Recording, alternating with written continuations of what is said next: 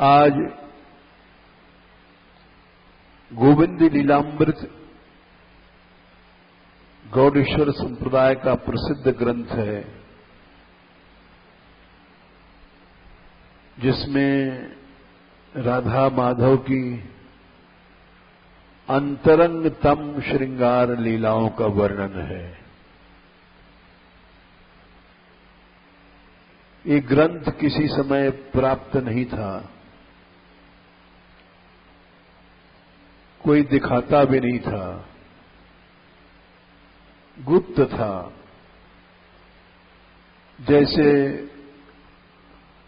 महावाणी आदि पहले कोई दिखाता नहीं था, उसी तरह से गोविंद लीलामृत भी ग्रंथ पहले गौड़ेश्वर संप्रदाय में गुप्त रखा जाता था। इसमें गोविंद शब्द का अर्थ होता है गाह विंदति इति गोविंदः। गोपाल की व्युत्पत्ति है गाह पालयति इति गोपालः। जो गायों का पालन करता है, गायों की रक्षा करता है, वो है गोविंद, वो है गोपाल। गोविंद लीलामृत ग्रंथ में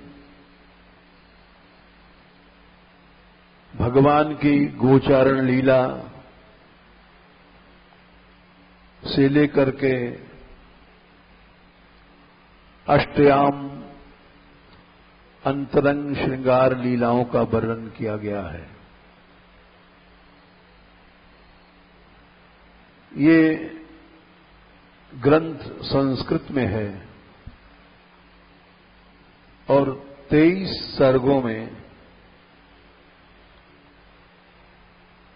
इस ग्रंथ का वर्णन किया गया है। शुरू के सर्गों में इन लीलाओं को ब्रज लीला में ब्रज के रसिकों ने भी गाया है। सब रस सब जगह है और अपने अपने संप्रदाय का महत्व बढ़ाने के लिए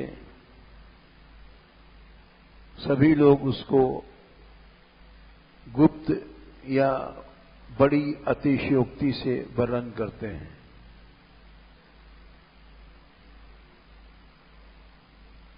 श्री कृष्ण आग्रह करते हैं यशोदा जी से, ऐसे पद सूरदास जी के भी मिलते हैं। मैया हों गाय चरावन जई हों। अब मैं बड़ा हो गया हूं और अब हमें तू गोचारण की आज्ञा दे दे।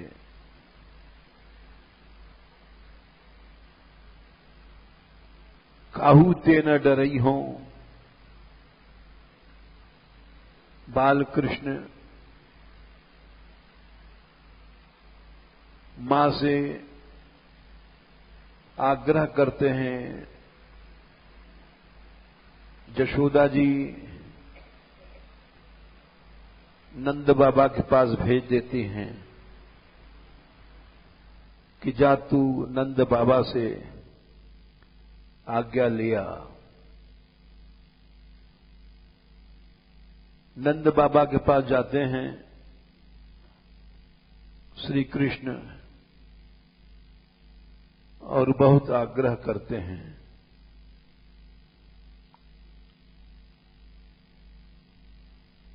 वृंदावन में 2 भाग कर दिया गया, ब्रज लीला निकुंज लीला।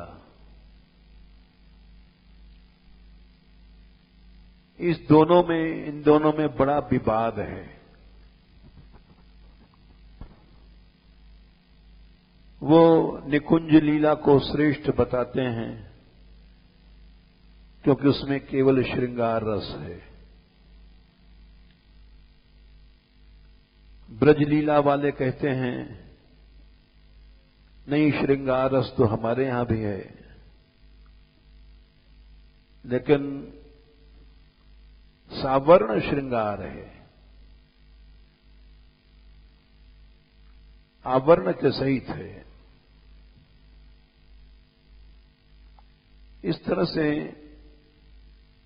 दोनों में बड़ा मतभेद है। सावर्ण से मतलब है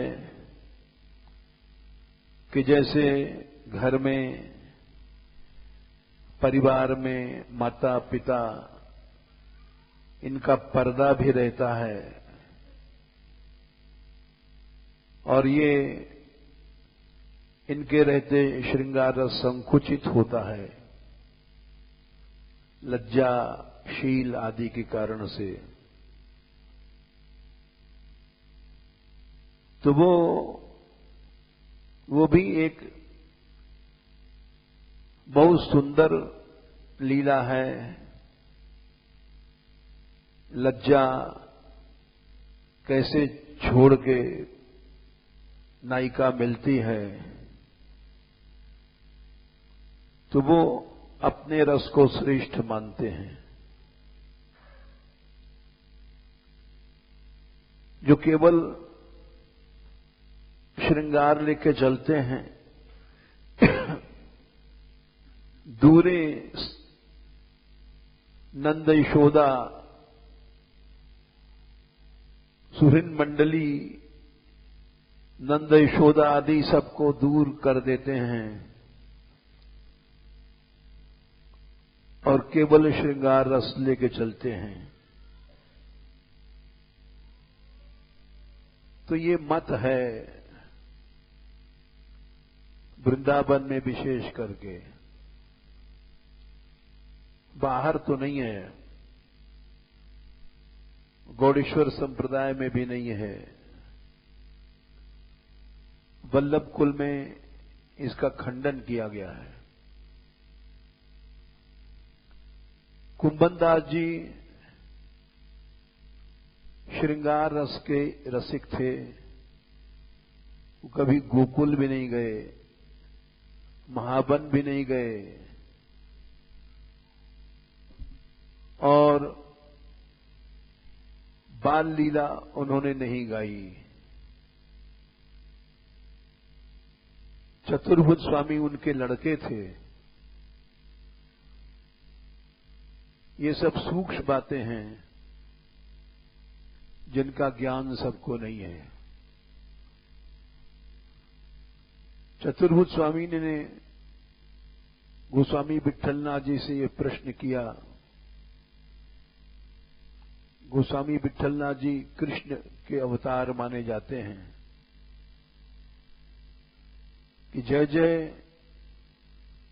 ये दोनों में भेद क्यों है? दोनों ही कृष्ण उपासक हैं। बोले हमारे पिता कुंभनदास जी, उन्होंने भी हमसे कहा तू प्रमाण लीला में क्यों चला गया, प्रमेय लीला में चल,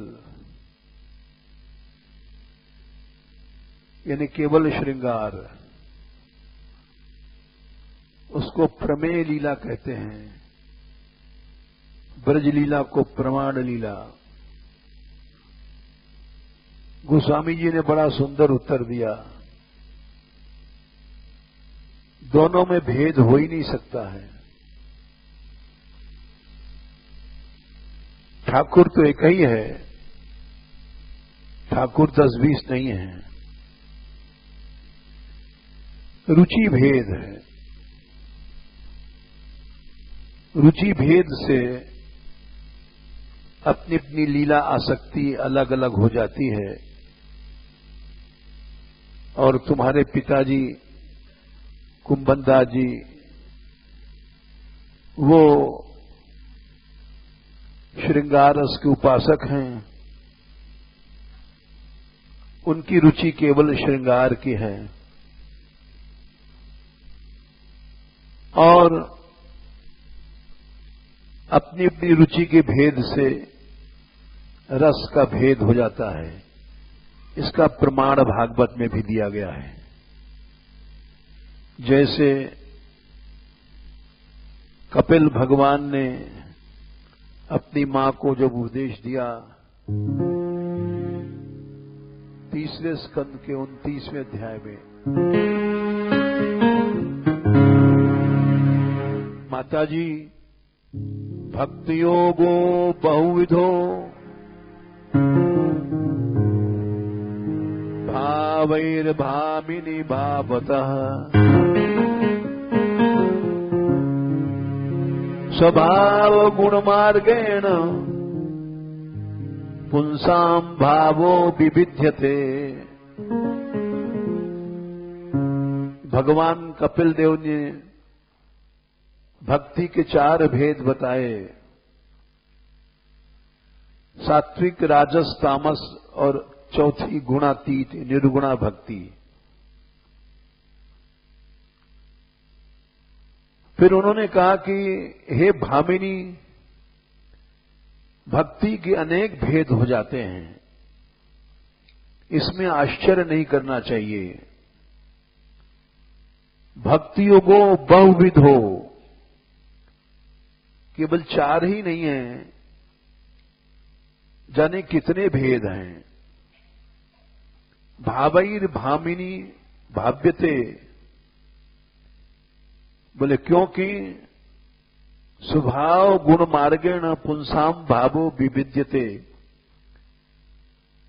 भाव अलग अलग हैं हर प्राणी के, अनादिकाल से सबके अलग अलग स्वभाव हैं, अलग अलग कर्म हैं, अलग अलग गुण हैं। इसलिए भावनाएं भी अनेक प्रकार की चली आ रही हैं, इसमें आश्चर्य नहीं करना चाहिए।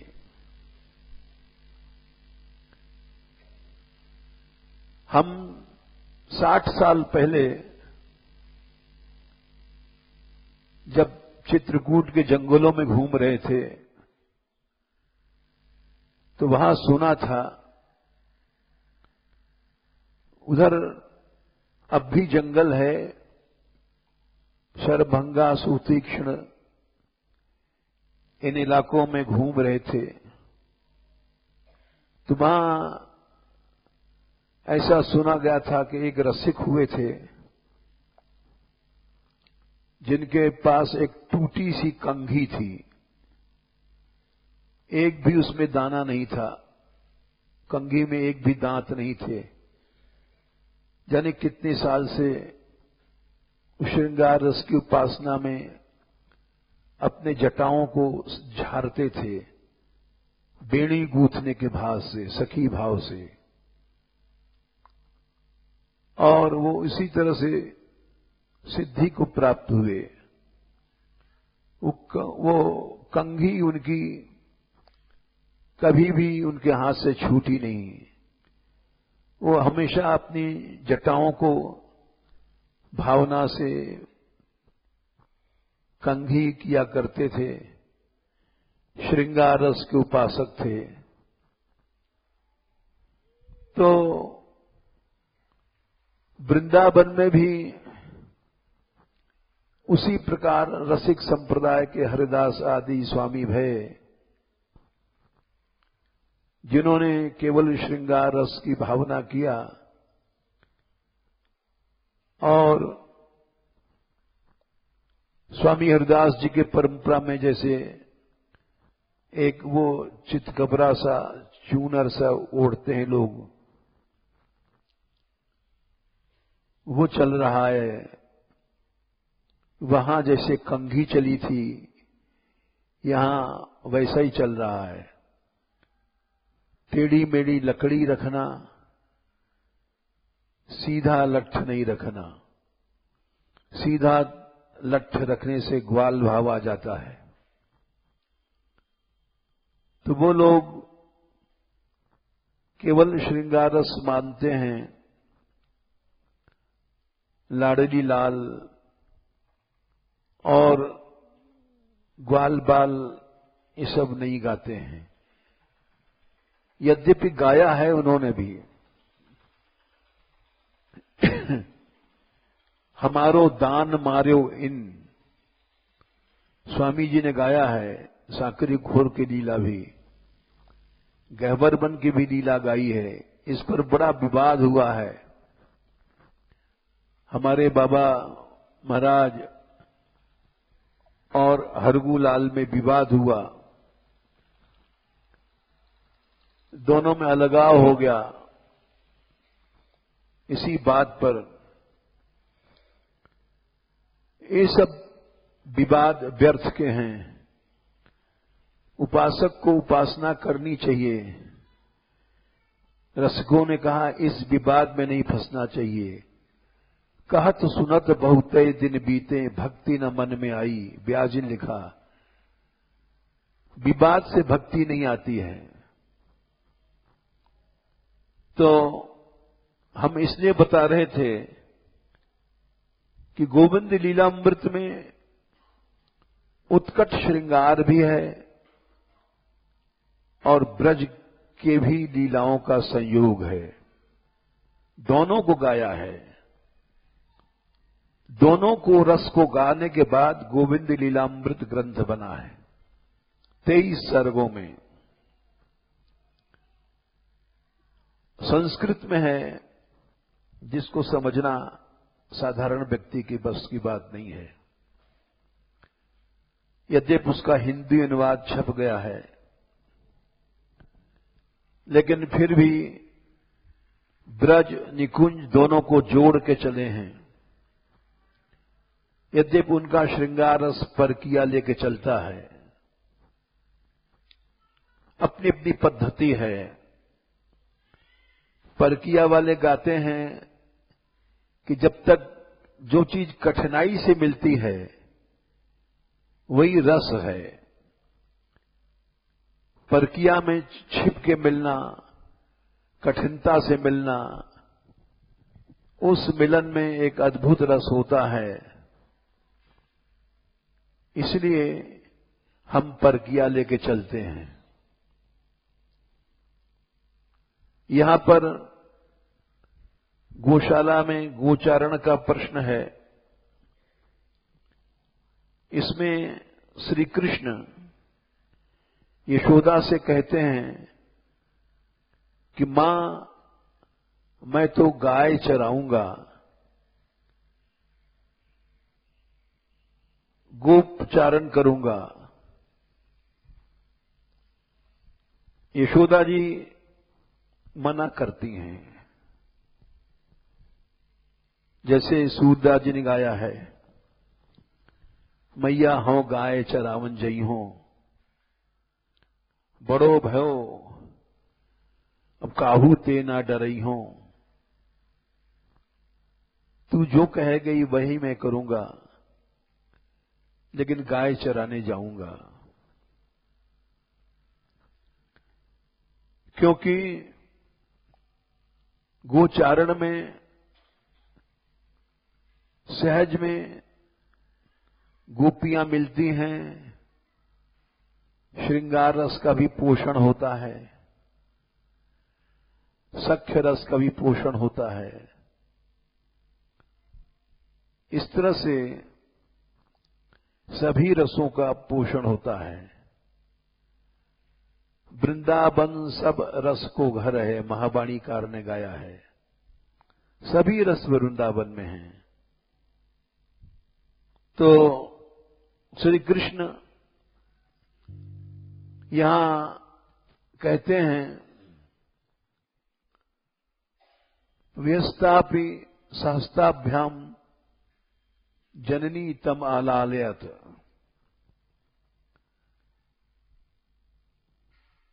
श्री कृष्ण को अपने हाथों से यशोदा पकड़ करके सहलाती हैं, समझाती हैं प्रेम से और कहती हैं शतशः सन्ति मे गोपाः निपुणाः पालने गवाम। अरे गोपाल, हमारे यहां हजारों ग्वाल बाल हैं, बड़े चतुर हैं। गोपालन भी बुद्धि की कुशलता चाहिए। कैसे गाय को क्या आवश्यकता है, कैसे बीमारी है, क्या प्यासी है, क्या खाएगी, गर्भिणी है कि नहीं है, उसको क्या भोजन देना है, उठ रही है कि नहीं उठ रही है, तो ये सब चतुर ग्वाल बाल लोग जानते हैं। गोपालन साधारण बुद्धि का काम नहीं है। यशोदा जी कहती हैं शतशः सन्ति मे गोपाः निपुणा पालने गवाम। बेटा, गोपालन भोटी अकल के लोग नहीं कर सकते हैं। गोपालन तो बहुत चतुर लोग कर सकते हैं। और तू जिद करता है पालयामि स्वयं इति वत्स कोयम दुराग्रह, कि मैं स्वयं जाऊंगा गोचारण करने। ये तेरा हठ क्यों है? बालोपि मृदस्तत्र विमुक्तश्छत्र पादुका। कृष्ण कहते हैं कि मां विमुक्तश्छत्र पादुका, कोई छत्री नहीं रखता है। पादुका मने तेरे पास पनैया नहीं है। जंगल में जाएगा, धूप लगेगी और पांव में कंकड़ चुभेंगे। गायें तो चाहे जहां चली जाती हैं, उनके पीछे तू भी जाएगा, कांटों में चली जाएंगी, कंकड़ों में चली जाएंगी। मैं तुझे कैसे भेज दूं? क्योंकि तेरे पास विमुक्तश्छत्र पादुका, छाता रखता नहीं है, पनैया रखता नहीं है। दिनम भ्रमसि कांतारे जीविताम पितरौ कथाम। जंगल में बहुत भय हैं, कंस के असुर आते हैं और तू अकेले जंगलों में जाएगा, हम कैसे जीवित रहेंगे? ऐसा ही हुआ था काली दह में, जब श्री कृष्ण कूदे थे तो यशोदा नंद जमुना में कूदने जा रहे थे। हम जी के क्या करेंगे? दाऊ जी ने पकड़ लिया दोनों को, क्योंकि वो जानते थे कृष्ण की लीला है, विनोद है, कृष्ण परमात्मा है, उनको कालिया क्या मारेगा। लेकिन वो जीवन छोड़ने को तैयार हो गए।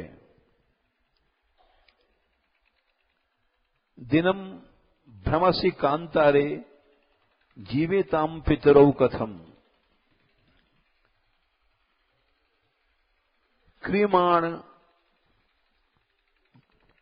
आग्रहु क्रियमाणाग्रहु स्वस्य छत्रोपानद विधारणे। तू अपना आग्रह नहीं छोड़ता। हम छाता नहीं लगाएंगे, पनैया जूता नहीं पहनेंगे। भगवान कृष्ण जैसा गो भक्त, गो सेवक आज तक नहीं हुआ। जिनका नियम था, जब यशोदा जी ने बहुत आग्रह किया, तू छतरी लगा, पनैया पहर, तो हम गोचारण की आज्ञा देंगे। तो कृष्ण बोले, मां तू तो जानती ही धर्म कि मां बाप कष्ट में होवें और बालक सुख से रहे, ये धर्म नहीं है। यदि हमको पनैया लाती है तो लाखों गाय हैं, इनके भी लिए पनैया ला, और सब गाय के लिए छतरी ला, और छतरी पकड़ने वाला एक एक ग्वाल बाल, तो मैं भी पकड़ लूंगा। फिर वहां श्री कृष्ण ने गोपालन धर्म का उपदेश दिया है अपनी मां को कि मां मेरी बात समझ, तू मेरी मां जरूर है, लेकिन फिर भी सत्य बात तो बेटे की भी माननी चाहिए। कपिल ने अपने मां को उपदेश दिया था। कपिल की मां देवहूति ने अपने बेटे का उपदेश सुना था, तू भी सुन। यशोदा बोली, अच्छा तू हमें उपदेश देगा? बोले, हां मां, तुझको उपदेश दूंगा, तू मेरी बात पहले समझ। गोपालनम स्वधर्मौ नस्तास्तु निक्षत्र पादुका। गोपालन हमारा धर्म है, हमारी तपस्या है, और हम लोग छाता और पादुका नहीं पहनेंगे, तभी वो धर्म बनेगा। क्योंकि भगवान ने कहा है, ये 3 चीजों का जोड़ा है, यज्ञो दानम तपश्चैव पावनानि मनीषिणाम। गीता में कहा है 18वें अध्याय में, यज्ञ दान तपः कर्म न त्याज्यम कार्यम एव तत्। यज्ञ माने भजन, ये गोसेवा यज्ञ है। दान और तप, इन तीनों का जोड़ा है। न त्याज्यम, ये छोड़ना नहीं चाहिए, इन तीनों को और करना चाहिए। यज्ञो दानम तपश्चैव पावनानि मनीषिणाम। मनीषी कहते हैं सिद्ध पुरुष को। मनसः ईशा मनीषा। मनीषा माने बुद्धि। इसमें टी का लोप हो जाता है। शकंद्वादिषु पररुचम वाक्यम, और मनस ईशा में अस पूरा पररूप हो जाता है और मनीषा बनता है। तो मनीषा और मनीषी कौन है? मनीषा अस्यास्ति इति मनीषी। उसी इन्हीं प्रत्यय करके मनीषी बनता है, जिसकी बुद्धि अपने सदा कंट्रोल में है, कभी गिरती नहीं है, न काम से, न क्रोध से, न लोभ से, न मोह से। उसको मनीषी कहते हैं। भगवान ने कहा कोई इतना बड़ा सिद्ध बन जाए, मनीषी भी बन जाए, तो भी उसको यज्ञ दान तप ये तीनों पवित्र करते हैं। इनको नहीं छोड़ना चाहिए। यज्ञो दानम तपश्चैव पावनानि मनीषिणाम। 18वें अध्याय में ये बात 3 और 5वें श्लोक में कही गई है कि कोई भी मनीषी है वो इन तीनों को नहीं छोड़ेगा। इन तीनों को छोड़ना मर्यादा नहीं है, शास्त्र आज्ञा नहीं देता है। चाहे तुम सिद्ध हो, लेकिन गिर सकते हो। बड़ी बड़ी ऊंचाइयों पर चढ़कर लोग गिर जाते हैं। तो इसलिए माताजी यशोदा से बोले कि क्रिमाण आग्रहु स्वस्य छत्रोपानद विधारणे। कृष्ण ने कहा, मां मैं तो कभी भी छतरी नहीं लगाऊंगा और पनैया नहीं परूंगा, क्योंकि गोपालन में तप करना चाहिए। जिस धर्म में तप नहीं है वो अधर्म अधूरा है। यज्ञो दानम तपश्चैव पावनानि मनीषिणाम। आज हम लोग क्यों गिर जाते हैं? क्योंकि हमारे जीवन में तप नहीं है। यज्ञ मने भजन तो करते हैं, तीन चीजें मिलकर के पूरा बनती हैं।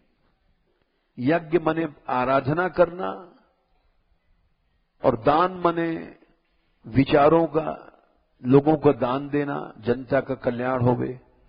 और तप मने कष्ट सहना, भोगी जीवन नहीं बने। ये तीनों बातें रहती हैं तो मनुष्य गिरता नहीं है। एक भी बात घट जाएगी तो गिर जाएगा। इसीलिए गीता पढ़ी जाती है। यज्ञो दानम तपश्चैव पावनानि मनीषिणाम। इन तीनों का जोड़ा है, यज्ञ का, दान का और तप का। इन तीनों साथ रहेंगे तो मनुष्य गिरेगा नहीं। जब तप छोड़ देता है, सुविधावादी ज्यादा बन जाता है, थोड़ा भी कष्ट सहने की हिम्मत नहीं रहती तो गिर जाता है। उसके अंतःकरण में शक्ति नहीं रहती। उस कमजोर आदमी को जैसे कोई भी गिरा देती है बीमारी, वैसे जो कमजोर है मन का, तप नहीं कर सकता, उसका यज्ञ भी गिर जाएगा।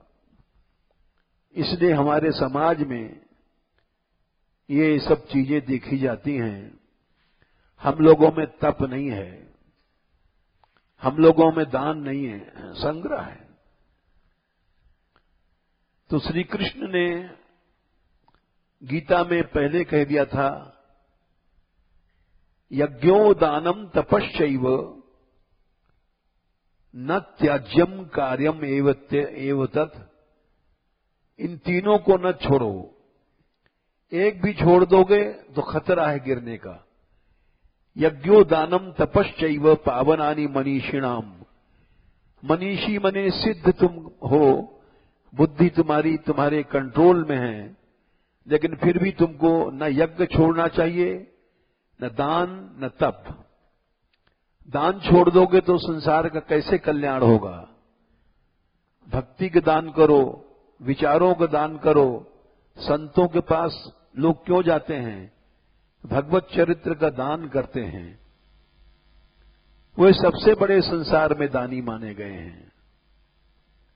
गोपियों ने स्वयं कहा है कि इस संसार में अमृत क्या है? भगवान की कथा। तव कथामृतम् तप्त जीवनम्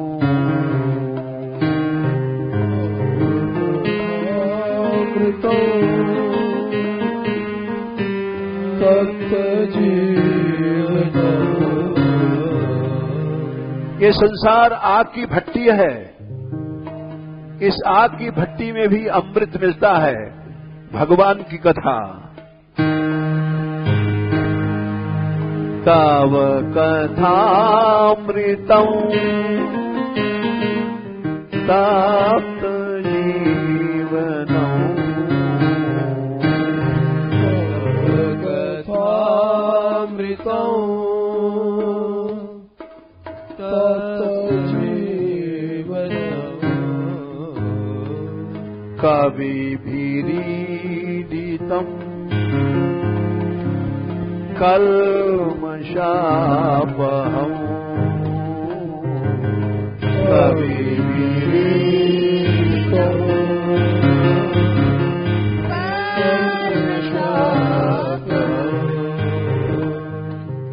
कवि माने स्वयंभू ब्रह्मा आदि इस बात को समझते हैं। महादेव जी कथा सुनने जाते हैं रामायण में अगस्त ऋषि के आश्रम में। काकभूषुंडी के यहां कथा सुनने गए महादेव जी। भगवत कथा कहीं भी हो सुनो, ये अमृत है, उस अमृत को पियो। कल्मषापहम, सुनने मात्र से तुम्हारे पाप जल जाएंगे। बहुत सरल रास्ता है पाप को जलाने का। भगवान की कथा सुनो।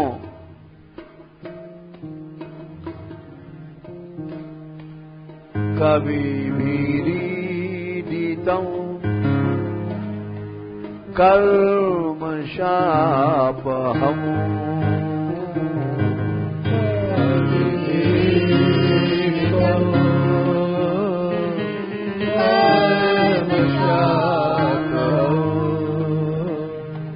तुम्हारा मंगल होगा केवल सुनने से ही। श्रवण मंगलम्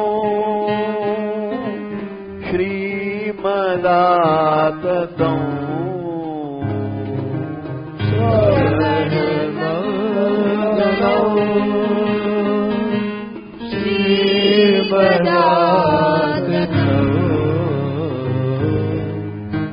बोले कहां सुने? जो संसार के सबसे बड़े दाता हैं। भुवि गृह्णन्ति ते भूरिदा जना। भुवि गृह्णन्ति ते भूरिदा जना।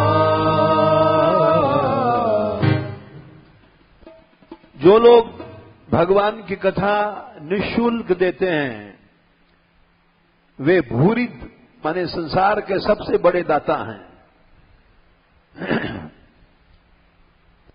उनके पास चले जाओ और वहां कथा को सुनो। वे संसार के सबसे बड़े दाता हैं। ऐसे ऐसे दाता हैं जो करोड़ों रुपए थोड़ी देर में फूंक देते हैं। हमारे यहां बुद्ध देव स्वामी थे, मानगढ़ में रहते थे, 40 साल पुरानी बात है। वो प्रयाग के कुंभ में गए थे तो कोई इंग्लैंड का व्यापारी आया था। उसने समष्टि भोजन में हर साधु को शाल, एक कमंडल और बहुत सामाने दिया था। एक एक साधु को कम से कम कई कई हजार का सामान। करोड़ों रुपए एक दिन में दान कर गया। लेकिन वो दान कुछ दान नहीं है। भूरित माने सबसे बड़ा दान यही है कि भगवत चरित सुनाया जाए। अमृत है, ये अमृत बांटा जाए। ये अमृत बेचने के लिए नहीं है।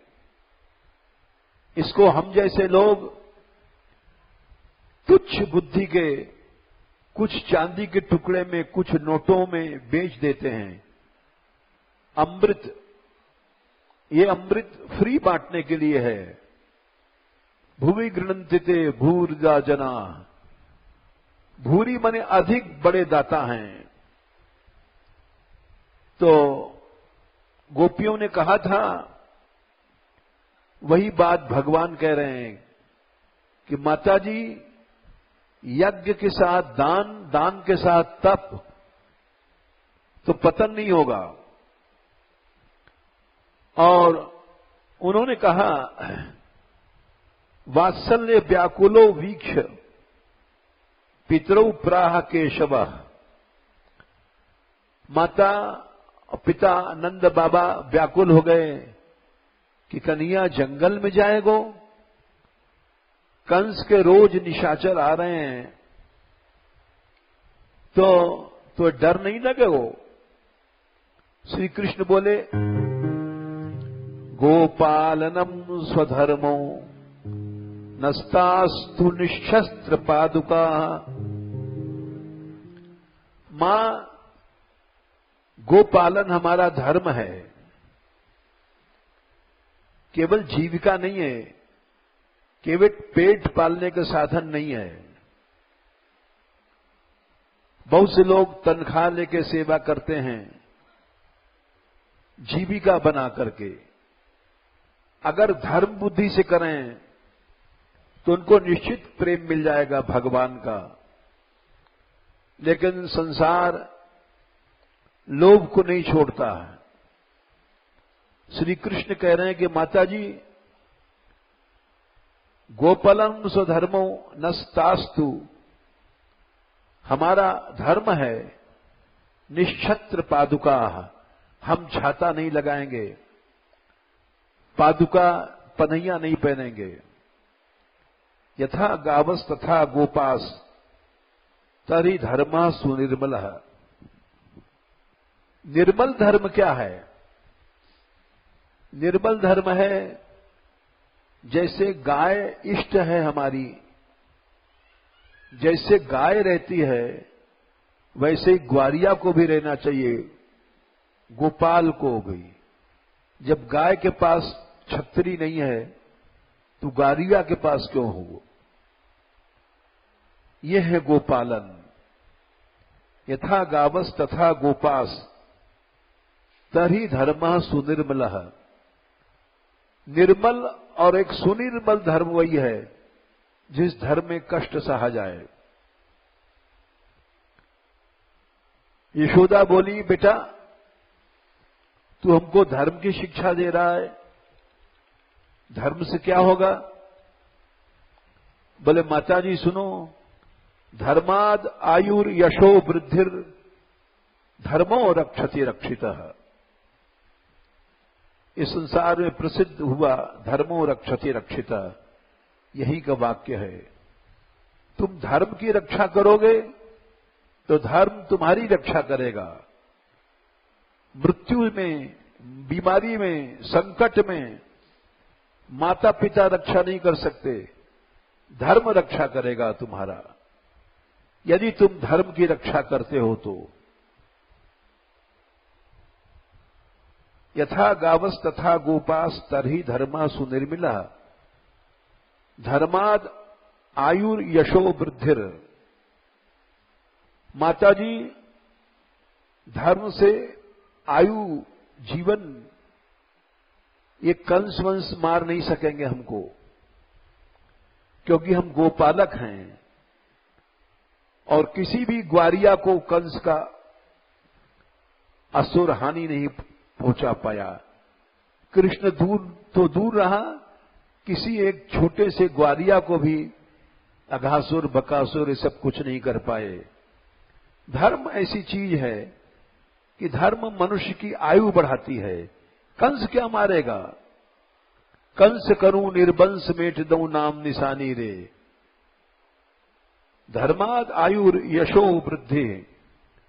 माताजी, धर्म से आयु बढ़ती है, मरने का तो कोई प्रश्न ही नहीं है, और यश बढ़ता है। सब चीजें बढ़ती हैं। धर्माद आयुर यशो वृद्धिर धर्मो रक्षति रक्षिता। सकथम त्यज्यते मातर भीषु धर्मोस्ति रक्षिता। हे मां, उस धर्म को मैं कैसे छोड़ सकता हूं? भीषु, डरपोक लोग धर्म का पालन नहीं कर सकते। वो सोचते हैं पैसा न खर्च हो जाए, या तू सोचती है कंस का कोई सेवक न मार जाए। अगर मुझको डरपोक बनाएगी तो धर्म पालन मैं नहीं कर पाऊंगा। भीषु धर्मोस्ति रक्षिता। मां, तू भूल रही है, भय के स्थानों में यही धर्म हमारी रक्षा करेगा, गोपालन। जो गोपालन को धर्म समझ कर करे और उसका पालन करता है तो धर्म उसकी रक्षा करता है। एक घटना हम सुनाते हैं, हम जब पढ़ते थे उस समय की घटना है। अंग्रेजों का राज्य था, बहुत छोटे थे। एक आदमी को फांसी का हुक्म दिया गया। फांसी में फंदा यहां लटका देते हैं और एक गड्ढे में इसको डाल देते हैं। सारा बोझ गले में आ जाता है और 2-3 मिनट में वो मर जाता है। उसको फांसी कहते थे। अंग्रेजों के समय में फांसी दी जाती थी। तो वो एक व्यक्ति को फांसी दी गई किसी अपराध में। उसने कुछ अपराध किया था और जब उसको ऊपर से लटकाया गया गड्ढे में, फंदा गले में फंसा करके झटका के साथ छोड़ते हैं तो गला घुट जाता है और वो आंखें निकल जाती हैं, मर जाता है। 2-3 मिनट भी नहीं लगता क्योंकि गला यहां से घुटा और आंखें बाहर निकली और आदमी मरा। उसको फांसी कहते हैं। तो एक आदमी की जो फांसी दी गई थी, गड्ढे में ऊपर से फेंका गया। यहां गले में फंदा लगा करके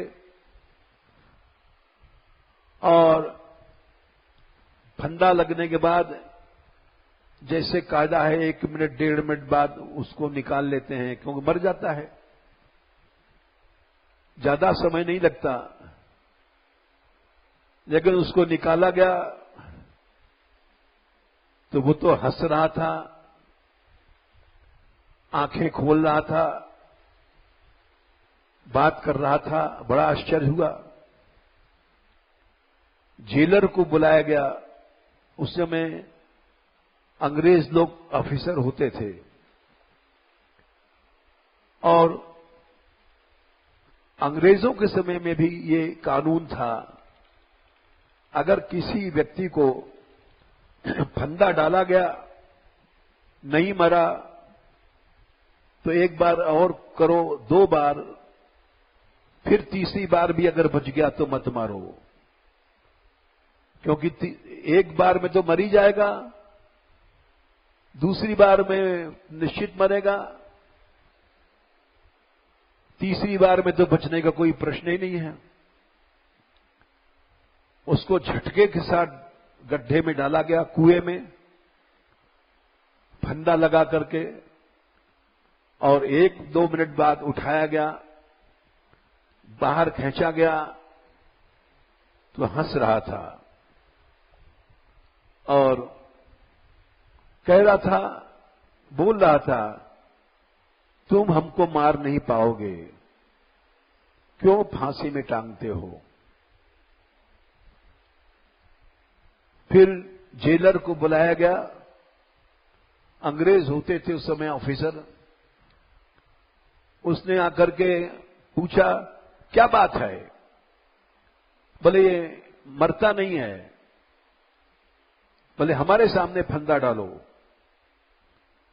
तुम लोग फंदा ठीक नहीं लगाते हो, मरेगा कैसे, इसको मरना पड़ेगा, जज का ऑर्डर है, कोर्ट का ऑर्डर है, इसको मरना पड़ेगा। बोले हुजूर फंदा देख लीजिए, आप ही लगा लीजिए। उसने खूब कर्रा फंदा अपने हाथ से लगाया। बोले अब छोड़ो, देखो मरता है कि नहीं मरता है। उसको जोर से पटका उस कुएं में और 2-3 मिनट बाद बोले टाइम हो गया, निकालो। निकाला तो वो तो हंस रहा था। बोले हुजूर देख लीजिए, मरा नहीं है, ये मरा नहीं। अच्छा एक चांस और, थर्ड चांस और इसको। तीसरी बार उसने और फंदा गले से लगाया कर्रा, और उसको फिर कहा, ले अब इस बार तू अवश्य मरेगा। बोले नहीं मरूंगा। सब लोग हंसने लग गए कि बड़ा बेशर्म है, फांसी भी लगाया गया फिर भी हंस रहा है। उसको फिर तीसरी बार फेंका गया गड्ढे में, और बोले 5-7 मिनट काफी समय तक उसको नीचे रखा गड्ढे में, और निकाला तो हंस रहा था। बोले मैं कह रहा था मैं मरूंगा नहीं। तो जेलर ने कहा, क्यों नहीं मरा तू? आज तक कभी ऐसा हुआ नहीं। इस जेल में जाने कितने को फांसी दी गई, सब मर गए, तू क्यों नहीं मरा? तो उसने कहा, मैं इसलिए नहीं मर रहा हूं, सही बताता हूं तुमको बात, कि जब तुम फंदा लगा करके फेंकते हो, 3 बार किया तुमने, तुम 300 बार फेंको हमको, फिर भी मैं नहीं मरूंगा।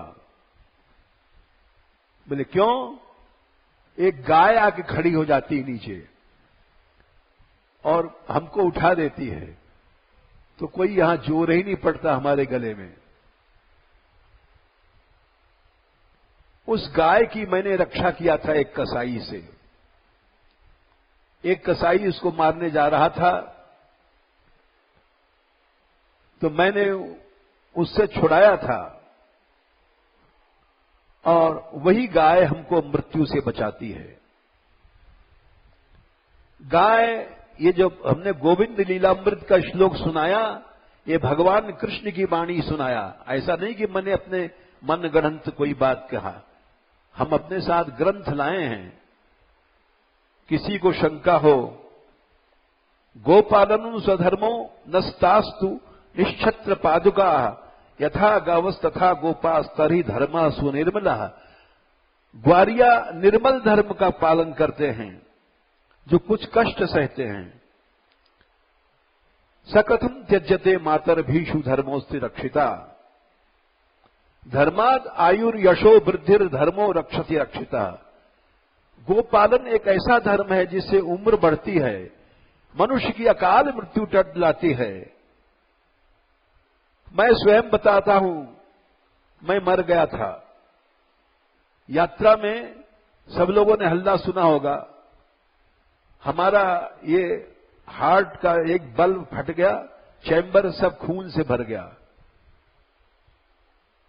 और डॉक्टरों ने कह दिया इनका बचना मुश्किल है। ये हमारे साथ हुआ है, बल्कि सारे ब्रज में ये बात फैल गई थी कि ये मर गए, लेकिन हम बच गए क्योंकि इतना बड़ा गोपालन हो रहा है। ये बात सत्य है, भगवान ने जो कहा है कि माताजी ये ऐसा निर्मल धर्म है कि इससे आयु यश ये सब बढ़ते हैं। ये तो आजकल गौशाला वाले गड़बड़ करते हैं, चंदा करते हैं, खा जाते हैं। उनके गोपालन में तप नहीं है, कष्ट नहीं है। गौशालाएं बहुत हैं भारतवर्ष में, लेकिन एक भी ढंग की नहीं है। भगवान की कृपा है, हमारे यहां जितने सेवक लोग हैं 100 तो साधु हैं, 100 के आसपास लड़कियां हैं। ये सब सवेरे आते हैं, पैसा नहीं लेता कोई भी, निःशुल्क सेवा करते हैं। ये अवास्तविक धर्म है, कोई लोभ नहीं है, कोई भी लालच नहीं है, भक्ति भाव से आकर के सेवा करते हैं। तो हम कह सकते हैं ऐसी गौशाला विश्व में नहीं है। ये ब्रज बन गया है। यहां ग्वाल बाल गोपियां सब निःशुल्क आते हैं और सवेरे उठ करके, अब अधिक तो क्या सुनाए, इस ग्रंथ में दिनचर्या लिखा है गोपियों के और ग्वाल बालों के, कि सवेरे उठ करके सबसे बड़ा धर्म यही है गोदर्शन, गौ दर्शन, गौरज को अपने मस्तक पर धारण करना। हमको भी एक लड़की ले जाती थी रज, आज भूल गई, रज ले जाके देती थी तो हम भी सिर में लगाते थे। तो ये भाव भक्ति की बात है। श्री कृष्ण ने स्वयं कहा है,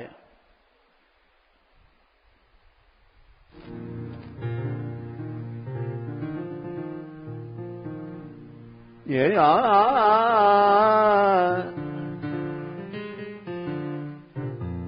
अरे श्री कृष्ण,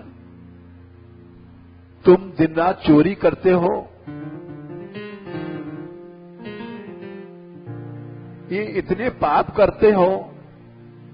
गोपियां कह रही हैं, किसी को छेड़ते हो, किसी की चूनी भी चुलाते हो, क्या ये सब पाप नहीं है? माखन चुराते हो, दही लूटते हो, ये सब पाप नहीं है? चोरी छिनारी क्या पाप नहीं है? कैसे छूटोगे पाप ते प्यारे, से छूटोगे पाप से प्यारे। कौ तीरथ हूँ नए नहाए, कौ तीरथ हो नए नहाए।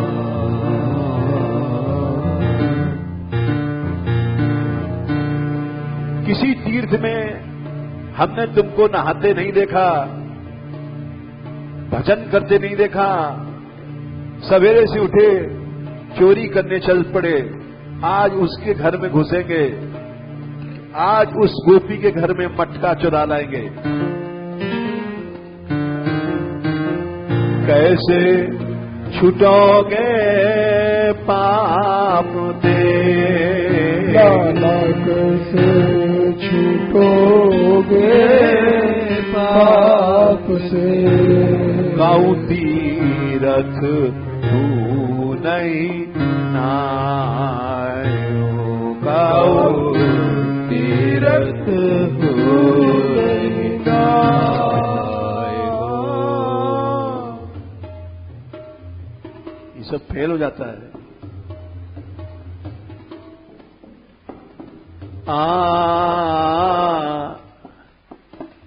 श्री कृष्ण बोले, मैं तो इतना भजन करता हूं कि बड़े बड़े ऋषि भी नहीं भजन कर सकते।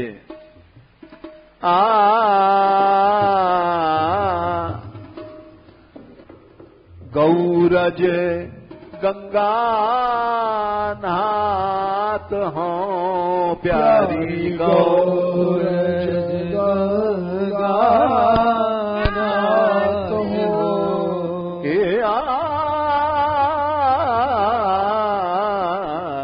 गौरज गंगा नाथ हो प्यारी, गौरज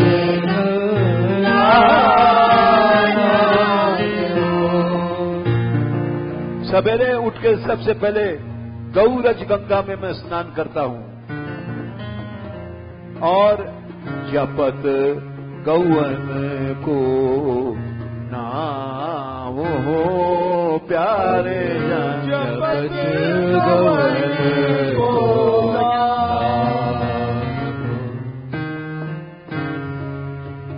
गैयाओं का नाम जपते हैं, अरी धौरी, ओ कारी, ओ धूमार। बोले ये बड़ा भजन है। जैसे भगवन नाम जपना संत लोग भगवान नाम जपते हैं, वैसे हम गैयाओं को नाम जपते हैं। ये कम भजन हमारा नहीं है। गौरज गंगा नाथ हो प्यारी गौरज गंगा नाथ हो, जपत गौवन को नाम हो प्यारी, जपत गौवन को नाम। परम पुनीत सदा रहो प्यारी, सदा रहो। पाप तो हमको छू नहीं सकता है। जो गो भक्त है उसके पास पाप तो आ ही नहीं सकता है। वो 24 घंटे पवित्र है, हर समय गैया का दर्शन हो रहा है। गौ माता इतनी पवित्र माता है कि पाप तो दूर कर देती है। परम पुनीत सदा रहो प्यारी, पुनीत सदा रहो। नहीं दान ले सकुचा,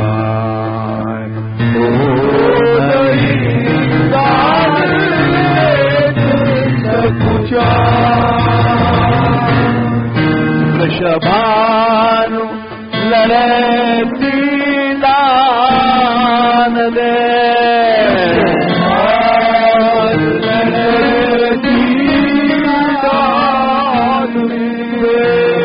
लाल लला घर जान दे,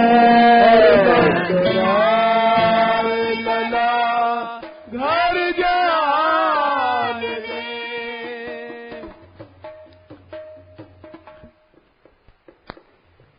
तो गोपियां चुप हो गईं, क्योंकि बात सही थी। गोपियां इतनी बड़ी वो भक्त थी कि जिस समय अरिष्टासुर को मारा था कृष्ण ने, वो बैल का रूप बनाकर आया था, बिजार, और बिजार का रूप बना के आया और अपने डील, इतना ऊंचा जो कंधे के ऊपर डील होता है, वो इतना ऊंचा था कि बादल फट जाते थे। असुर था, उसको डील कहते हैं, जो एक ऊंचा सा कंधे पर होता है, खूंटा जैसा, उसको ब्रज में डील कहते हैं। और वो इतना ऊंचा था कि बादलों को फाड़ देता था। असुर इतना बड़ा बैल का रूप बना के आया और पांवों के खुरों के चोट से ब्रज की भूमि कांपने लग गई और ऐसी गर्जना करता था, सारा ब्रज डर गया। अरिष्टासुर उसका नाम था। अरिष्ट आ गया ब्रज में, अनिष्ट आ गया। ये साक्षात असुर अनिष्ट है, अरिष्ट है, ये ब्रज को नष्ट कर देगा।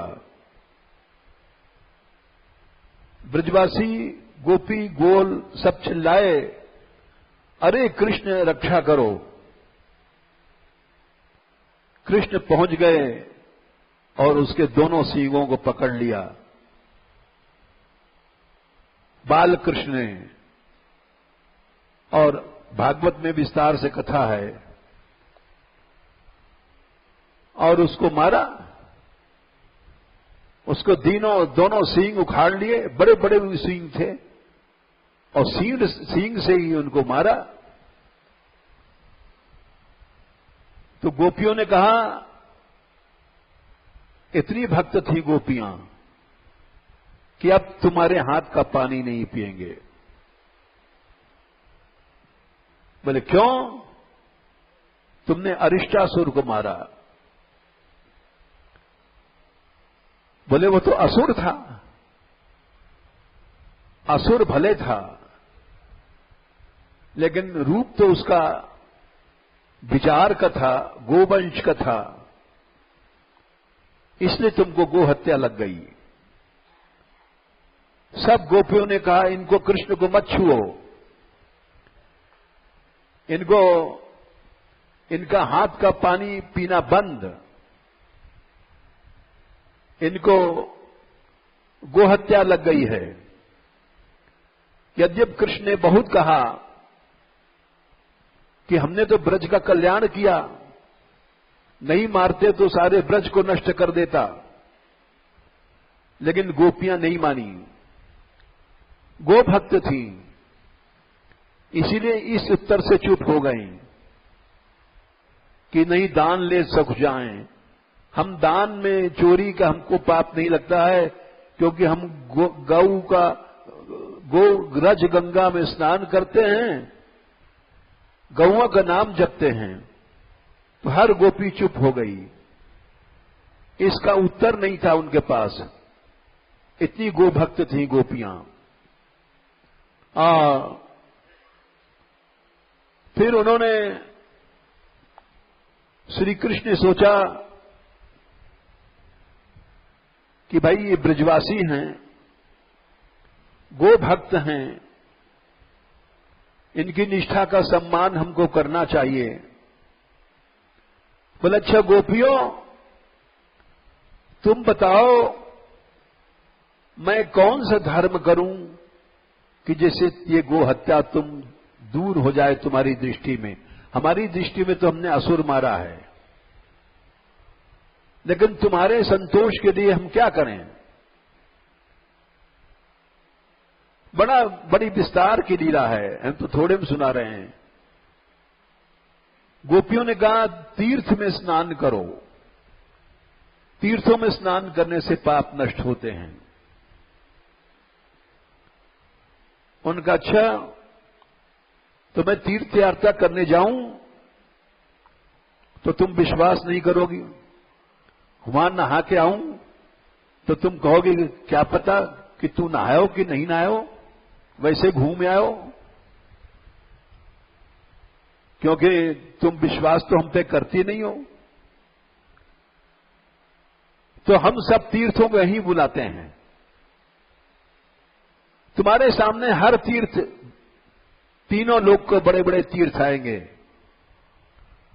और तुम्हारे सामने वो गवाही देंगे कि हां इन्होंने, कृष्ण ने हमारे में स्नान किया, तब तुम विश्वास करोगी। हम भी ऐसे मूर्ख नहीं है कि हम नहाने जाएं और वहां से लौट के आवें और तुम कह दो ना नहाए, नंद को लाला झूठ बोले हुए, इतनी जल्दी कैसे नहाया आया हुआ। तो उन्होंने कृष्ण कुंड की जो रचना हुई है, विस्तार से हमारे पास विश्वनाथ चक्रवर्ती का लिखा लेख है, हर तीर्थ आया है और नाम लेकर के मैं प्रयाग हूं, मैं काशी हूं, मैं गंगा सागर हूं, सब तीर्थ आए वहां और अपने साथ कलश लेकर के वो कृष्ण कुंड का निर्माण हुआ और उसमें कृष्ण ने स्नान किया। बोले अब तो तुम हमको छुओगी, अब तो अपनाओगी। बोले हां, अब तुम शुद्ध हो गए। ब्रजवासियों की लीला है। फिर श्री कृष्ण ने कहा अच्छा इतनो बड़ो कृष्ण कुंड बन गए हो, अब तुम भी कुछ धर्म करके दिखाओ। हमारे कारण इतना बड़ा कुंड बन गया है, इसमें संसार नहाएगा। तो गोपी बोली सब संसार नहावेगो, हम नहीं नहाएंगे, क्योंकि इसमें गो हत्या का पाप तुमने छोड़ दिया है। हम तो तुम्हारे कृष्ण कुंड में पांव भी नहीं रखेंगे। तो कृष्ण बोले, अरे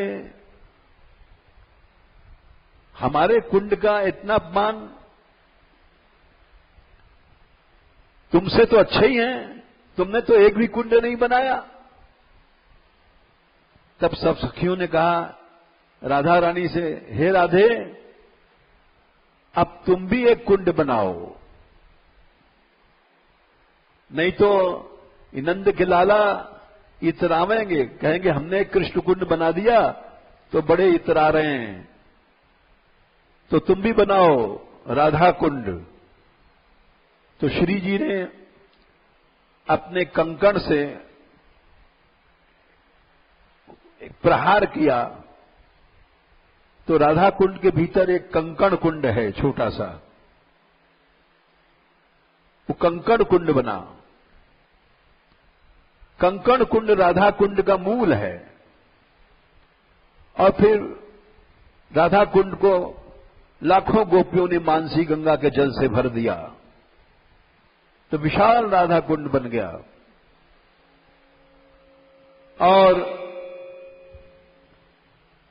फिर श्री कृष्ण बोले, हे राधे, हमारे बनाए कृष्ण कुंड का अपमान हो रहा है, तुम्हारे सामने हो रहा है।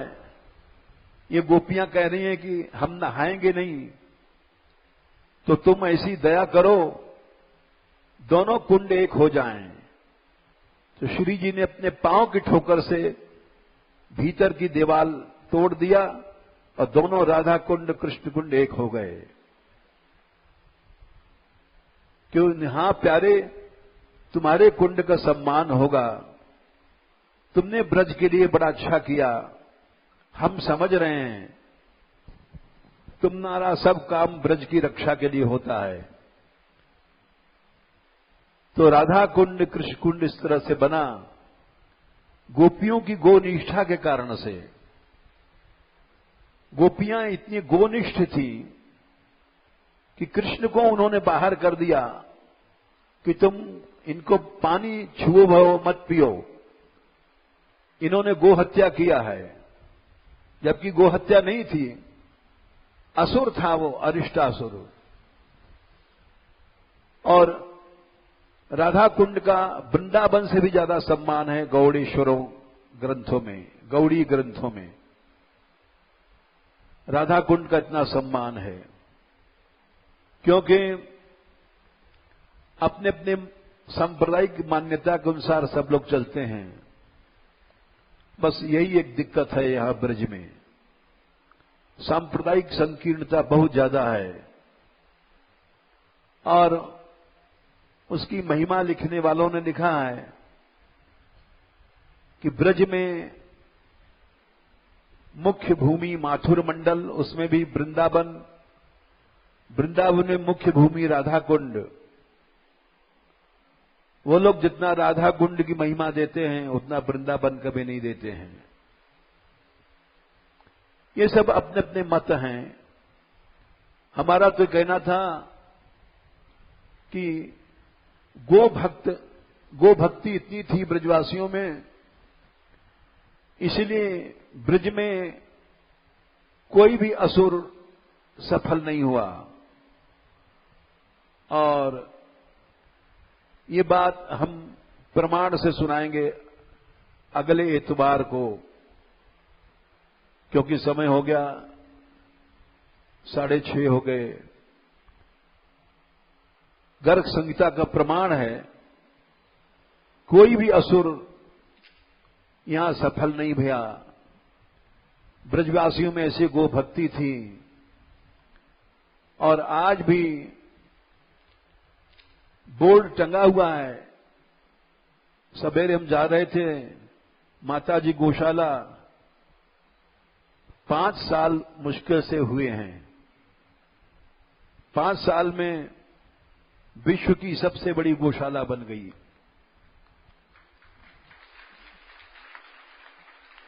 देशी गायों की, जर्सी मर्सी यहां नहीं है। हम लोग देशी गाय, उसी को गाय समझते हैं। और वो तो कोई गाय नहीं है, पशु है। विश्व की सबसे बड़ी गौशाला बनती जा रही है। 20,000 तो संख्या पहुंच गई है। कुछ दिन में श्री जी कृपा भई तो 1 लाख की संख्या बन जाएगी।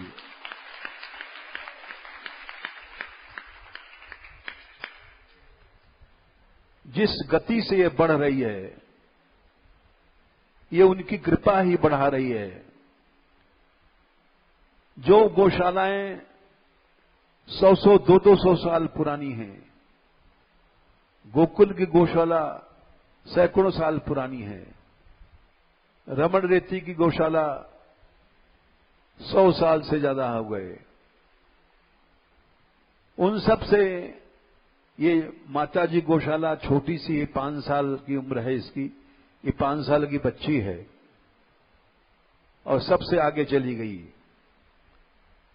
क्यों? इसका कारण यहां जो ये लोग सेवा करते हैं सवेरे आकर के भाव से, जहां भाव है वहां भक्ति है, जहां भक्ति है वहां भगवान है। इसलिए ये इसकी वृद्धि हो रही है और होती जाएगी।